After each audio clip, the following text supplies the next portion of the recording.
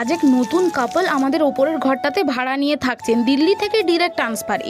এসেই ভদ্রলোক কাজে বেরিয়ে গেলেন। ওনার স্ত্রীর তো একদম নাজেহাল অবস্থা, তাই আমি কিছুটা গিয়ে সাহায্য করে হাতে নাতে গুছিয়ে দিলাম। ভদ্রমহিলা বাংলা বুঝতে পারলেও বলতে কিন্তু পারেন না, তাই কিছুটা কথা হিন্দি আর ইংলিশ মিশিয়েই বলেন। আমায় ধন্যবাদ দিয়ে বসিয়ে বললেন বিকেলে এসো, চা জল খাবার একসাথে খাবো। বিকেলবেলা তাই আমি চলে গেলাম ওনার বাড়িতে, কারণ আমিও বাড়িতে থাকলে কিছুটা বোর হয়ে যাই। তিনি চায়ের সাথে এত সুন্দর কুলফির মতো দেখতে এই স্ন্যাক্সটা নিয়ে আসলেন যে আমি দেখে অবাক হয়ে গেলাম। না খাওয়া অবধি আমি বুঝতেই পারছিলাম না এটা কি দিয়ে তৈরি। এত সুন্দর রান্না দেখে আমি বললাম, বৌদি আপনার রান্না তো খুব ভালো, আর আপনার হাতেও খুব সুন্দর জাদু আছে। কোথাও রান্না শেখেন? না, ওই ইউটিউব আর কি। প্রথমটা ভেবেছিলাম উনি হয়তো হাউস ওয়াইফ, কিন্তু পরে জানতে পারলাম উনি ব্যাংকের ম্যানেজার। এটা শোনার পর কিন্তু আমি সত্যি অবাক হয়ে গেছি। পুরোটা রেসিপি বৌদির কাছ থেকে আমি জেনে নিয়েছি, যাতে আমি বাড়িতেও তৈরি করে সবাইকে খাওয়াতে পারি।